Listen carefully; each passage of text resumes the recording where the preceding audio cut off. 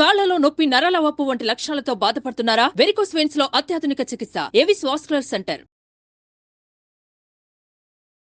నమస్కారం వేదప్రియ గారు. High సిరిలు. Basic గా ఇప్పుడున్న సిచ్యువేషన్ లో ప్రతి ఒక్కరు కూడా ఎలా ఆలోచిస్తున్నారంటే సెటిల్ అయ్యాక పెళ్లి చేసుకుందాం, ఎందుకంత తొందర అన్న మైండ్ సెట్ లో ఇప్పుడున్నారు. బేసిక్ గా లైఫ్ లో సెటిల్ అయ్యాక పెళ్లి చేసుకుంటే బెటరా, లేదంటే చేసుకొని సెటిల్ అవుతే బెటర్ అంటారా? ఫస్ట్ ఆఫ్ ఆల్ సిరి, పెళ్ళి అంటే 2 ఫ్యామిలీస్ కదా. ఎస్. ఈ క్వశ్చన్ రిలేషన్షిప్లో ఉన్న వాళ్ళకి కూడా ఆన్సర్ చేస్తాను నేను. Okay, because they are 2 different questions. Yet again I will be answering for both of them. Relationship or love for that matter, or one night stands to saha. Okay, anything which is related to more than one person is what we are talking about. Okay, settlement is a word which we are using only for one person. So settle కాలేదు అంటే ఏంటి? Basically నీకు నువ్వే complete కాదు, అంతే కదా. మీ mummy పైసలు తెస్తే, మీ పాప పైసలు తెస్తేనో, మమ్మీ పైసలు తెస్తేనో, నీ కుక్కు వండితేనో, లేదా మీ అమ్మమ్మ వడ్డిస్తేనో, లేదా మీ తాతయ్య కలిపి స్పూన్ పెడితేనో అప్పుడు నువ్వు తింటున్నావు. ఆర్ 10 అదర్ ఆప్షన్స్ కదా. సో మీ ఫాదర్ పెట్రోల్ పోయిస్తే ఇంజిన్ నడుస్తుంది. If this is what your life status is, there is no way you have a responsibility, number one, nor there is no way you are thinking about another person. అంటే తనకే లేదు, పక్క వాళ్ళకి ఏం తెచ్చిస్తావు? అంటే ఒకరి దయ మీద నువ్వు బతుకుతున్నావు. అవును. It could be your mother, your father, ఎవరన్నా కావచ్చు. And you might be a girl or a boy. మీకు మీరు సెటిల్ అవ్వలేదు అంటే ఏంటి? మీకు మీరే ఇంకా ఎదగలేదు. పెళ్లి చేసుకొని ఏం చేస్తావు? ఉన్న జానట బట్టే నీకే సరిపోవట్లేదు, ఎంతమందికి షేర్ చేస్తావు? అండ్ అది ఎన్నిసార్లు చేయగలవు, ఎంత కన్సిస్టెంట్గా చేయగలవు? Okay, so it's opinion out of an experienced heart, no rule as such. లేదు పోయి నేను ఇట్లనే చేసుకుంటా అంటే శుభం, పండగ చేసుకోండి, వద్దంటలేను. కానీ పెళ్ళి మురిపం అన్నది సిరి 3 రోజులు. వాడు తాగుబోతోడే కావచ్చు, తెలివి లేనోడే కావచ్చు, ఎవరినన్నా పెళ్లి చేసుకోపా, 3 రోజులు మాత్రం ఆహా పండగ. ఆకలి అవుతుంటే ఎవరన్నా బిర్యానీ పెడితే ఎలా ఉంటుంది? First you want enjoy that. So ఆ మూమెంట్ ఉన్నంత వరకు ఏం అనిపించదురా, but after you're through with that. In front crocodile festival అంటారు చూడు చిరంజీవి గారి మూవీలో, అలా ఉంటుంది. Every moment you need something or the other. ఏం నీడు అంటే 100 నీడ్లు. పొద్దున్న లేస్తే మనిషికి 9 రంధ్రాలు, రైట్? మొహం కడుక్కోకపోతే మనం పక్కలతో కూడా మాట్లాడాలనిపిస్తే అన్కంఫర్టబుల్ అనిపిస్తుంది. అవును. యానిమల్స్కి అది లేదు. స్నానం చేయకుండా, తయారు కాకుండా వీఆర్ నాట్ ప్రెజెంటబుల్. అంటే మనం ఇంటికి ఎవరైనా చుట్టం వచ్చినా కూడా we are not comfortable to talk to, right? చెట్లకి అది లేదు. చెట్టు పొద్దున, మధ్యాహ్నం, సాయంత్రం, రాత్రి ఎవరు రెడీ అది, రైట్?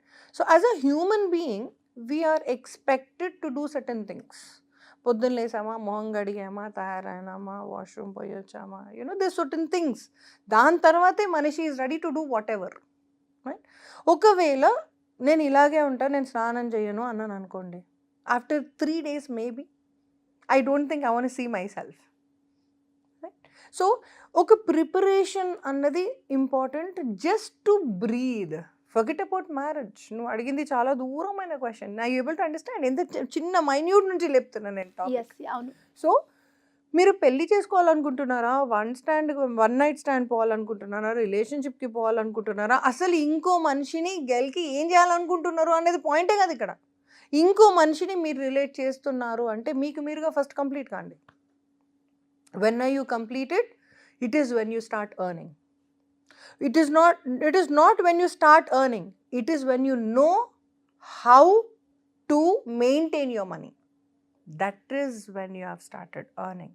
అంటే ఏంటి అంటే, ఈ నెల జీతం వస్తుంది కాబట్టి, నేను ఆల్రెడీ ఇవాళ జాబ్లో జాయిన్ అయిపోయినా కాబట్టి ఇవాళ పెళ్లి చేసేసుకుంటా. This is not what I'm talking.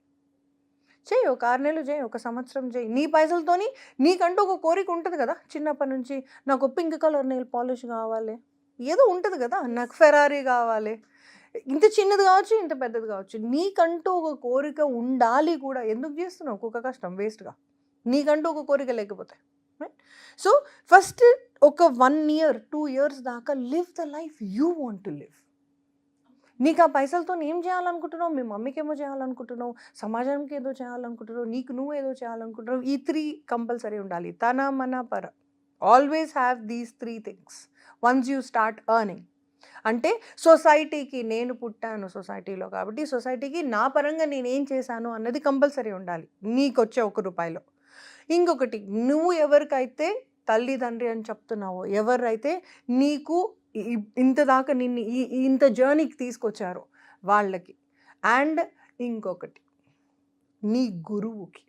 Always remember, there will be somebody who has been teaching you, who has been supporting you, who has been there when you were basically nothing.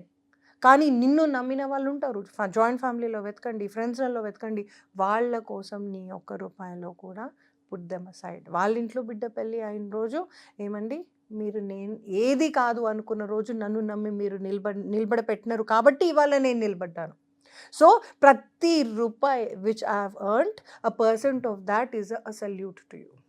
ఆ gratitude ఉంచుకోండి first. These are the basic things you need to develop first సిరిలో. ఇవన్నీ వచ్చిన తర్వాత then you know you have lived your life.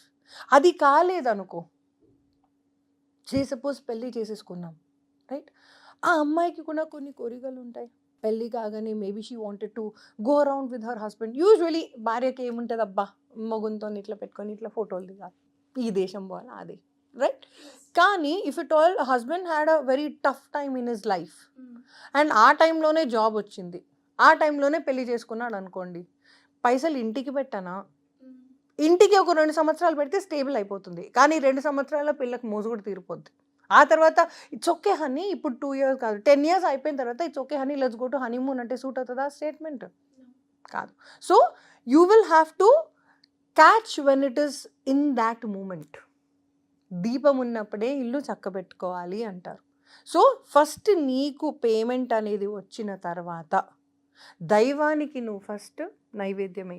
దేవుడా, చాలామంది Hindus దాంట్లోనైతే by default తిరుపతిలో హుండీలో వేయడం ఫస్ట్ చెక్ లాంటిది, లేదా ఫస్ట్ కొబ్బరికాయ పెట్టడం, పసుపు కుంకుమ పెట్టడం, we have certain things to do. క్రిస్టియానిటీలో కూడా ఉంది అది, ముస్లిమ్స్లో కూడా ఉంది, రైట్? సో మన కల్చర్ ఏ బిలీఫ్ సిస్టమ్ నుంచి అయినా కూడా హ్యూమానిటీ అనేది మొదలైనప్పుడు you have to make sure that everybody else around you is going through very well. And మన పాతకాలంలో జాయింట్ ఫ్యామిలీస్లలో ఎవరు ఎర్నింగ్ మొదలు పెట్టినా కూడా జాయింట్ ఫ్యామిలీస్లో జన్మతః అనుకో కర్మతః అనుకో వాళ్ళకి చదువు అబ్బలేకనో లేదా వాళ్ళకి జాబులు లేకనో, ఇఫ్ దే ఆర్ ఎకనామికలీ లో, డబ్బులు ఉన్న వాళ్ళు ఎర్న్ చేసేవాళ్ళు వీళ్ళ బిడ్డ పెళ్ళిళ్ళకి ఇచ్చేవాళ్ళు, వీళ్ళ పిల్లల చదువులకి ఇచ్చేవాళ్ళు, రైట్? సో ఇది we have been seeing that culture.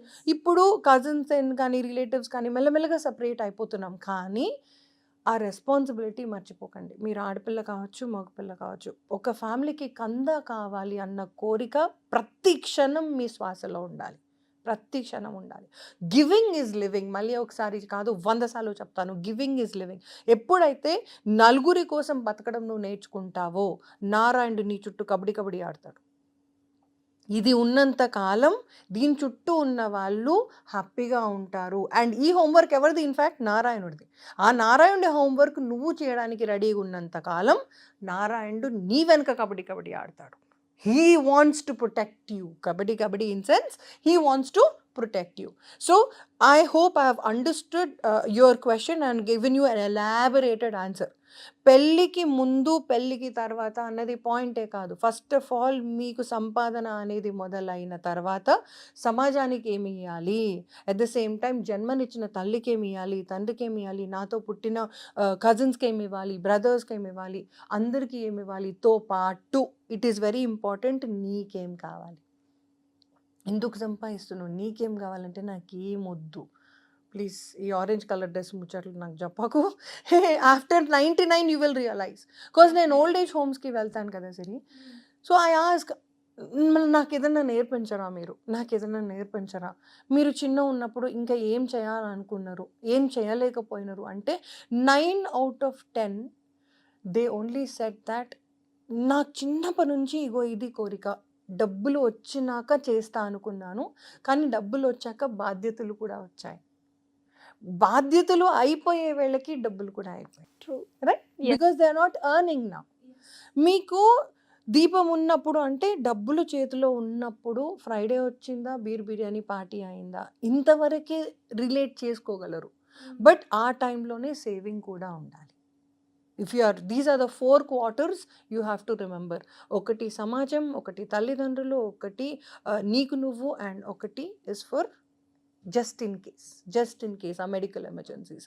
So ఎవరు మనకు కష్టపడి వాళ్ళు మనకు సపోర్ట్ చేశారో, ఐ రిపీట్ వన్స్ అగైన్, వాళ్ళకంటూ ఒక ధనం ధాన్యం అన్నది 2 పెట్టండి. ధనం ధాన్యం 2 డిఫరెంట్ థింగ్స్, 2 తీసి పెట్టండి. అవసరానికి మీరు నిలబడండి. ఆ తర్వాత after you lived your life for the moment, నాకు బైక్ కొనుక్కోవాలని ఉంది, నాకు బ్యాంక్లో ఇంత అమౌంట్ కావాలని ఉంది, నాకు ఈ దేశంలో ఈ ప్లేసెస్ తిరగాలి, whatever it is, first టిక్కులు పెట్టండి. 2 years కావచ్చు, 5 years కావచ్చు, 3 years కావచ్చు, doesn't matter.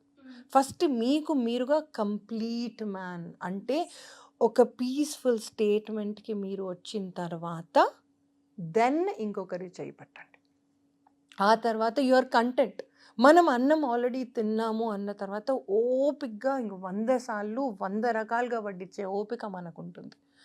Many of the clashes which are coming today in కపుల్సరీ ఇస్ నథింగ్ ఇంపార్టెంట్. అంటే ఒక్క గొడవ కూడా నిజంగా 2 రోజుల తర్వాత ఆలోచిస్తే ఎందుకు గొడవ పడ్డామో దాని గురించి అన్నట్టుగానే ఉంటున్నాయి గొడవలు.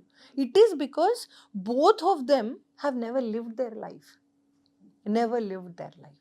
So don't do that at all. ఇది నేను అడ్వైస్ చేయట్లేదు, హెచ్చరిక చేస్తున్నాను. Do not try to stand for somebody else. మనం ఫ్లైట్ ఎక్కితే కూడా ఫస్ట్ వాడు ఏమంటాడు, ఆక్సిజన్ మాస్క్ నువ్వు పెట్టుకోరా భయ్, నువ్వు బతికి ఉన్నప్పుడు నీ పక్కన వాళ్ళకి పెట్టవచ్చు. ఇది కూడా అంతే. After you have been content with your heart, mind and soul, ఆ తర్వాత వచ్చిన చిన్నదే కావచ్చు, వచ్చిన చిన్నోడే కావచ్చు, మీ లైఫ్లో వాళ్ళు అడిగిన చిన్న చిన్న కోరికలకు కూడా టిక్ పెట్టే ఓపిక మీకుంటుంది. ఆ చిన్న చిన్న కోరికల కోసమే పడి చేస్తాము ఒకరంటే ఒకరు. So have a wonderful life ahead and make sure that you live your life first and then you make sure you are living their life with you with all the love. Super madam, చాలా clear picture మాకు ఇచ్చారు. బేసిక్గా అంటే first మనం కంప్లీట్గా full అయ్యాక next ఆ కంప్లీట్నెస్ని ఇంకొకరికి షేర్ చేసినా కూడా అప్పుడు ఆ రిలేషన్ బాగుంటుందని చాలా చక్కగా చెప్పారు. Thank you madam, thank you so much. Thank you. Madam, బేసిక్గా ఇలా చిన్న చిన్న ఇష్యూస్ తోటి బ్రేక్ అవ్వడం, రిలేషన్షిప్లో వదులుకోవడం, డైవర్స్ దాకా వెళ్ళిపోవడం, ఇలాంటి అన్ని ఇష్యూస్కి వాళ్ళు మిమ్మల్ని కన్సల్ట్ అవ్వాలి అనుకుంటే ఆప్షన్ ఉందంటారా? Option is to stand for themselves first. నేను ఈ పెయిన్ ఇంకా తీసుకోను అని మీరు డిసైడ్ కావాలి, నెంబర్ 1. నెంబర్ 2, ఏదన్నా ఒక సొల్యూషన్ వాళ్ళకు హ్యాపీగా ఉండాలి, నాకు హ్యాపీగా ఉండాలి అనేది మోటివ్ ఉండాలి, నెంబర్ 2. నెంబర్ 3, అమ్మ కట్టే కొట్టే తెచ్చే ఇది జరిగింది అని యాజ్ ఈజ్గా చెప్పే ధైర్యం ఉండాలి. నెంబర్ 4, నాతో పాటుగా ఉంటూ అడుగు అడుగున ఎక్స్ప్లెయిన్ చేస్తూ ఉంటే మీ బిహేవియర్ ఏంటిదో కనుక్కొని మీకు మీ ఇష్టాలు ఏంటియో అర్థం చేసుకొని దానికి తగ్గట్టుగా together will find a solution. నేను మ్యాజిక్ వాండ్ తీసుకొని రాలేదు, మీరు అరటిపండు అయితే నేను ఆరెంజ్ చెయ్యను, that will never happen. So నేను తిరుపతికి పోయి వచ్చేసాను కాబట్టి లైఫ్ అంతా మారిపోతుంది, ఆర్ నేను కౌన్సిలింగ్కి పే చేసేసాను కాబట్టి మీరే చేసేయండి నాకు తెలీదు, ఈ బిహేవియర్ అయితే అస్సలు వర్కౌట్ అవ్వదు. వర్కౌట్ ఎలా అవుతుంది అంటే, అమ్మ నేను మీకు ఎక్స్ప్లెయిన్ చేస్తాను ఏమైందో, అమ్మ together can we find a solution. ఈ మైండ్ సెట్ మీరున్నంత వరకు I will be with you. నాకు ఏం తెలియదు మీరే మొత్తం చేసుకోండి అని అనిపిస్తే మరేం తొందర లేదు, పడుకొని లేవండి, రేపు పొద్దున కరెక్ట్గా అనిపించినప్పుడు అప్పుడు కాల్ చేయండి. I hope you understand. అంతే కదా సిరిలు. చాలా సార్లు ఏమవుతుందంటే they come to you with an issue, అది ఒక 20-year issue. Okay, could be a gender crisis, gender identity crisis, or could be an inferior feeling or intrapersonal feeling. Okay, ఈ feeling పుట్టినప్పటి నుంచి ఉంటుంది వాళ్ళకి.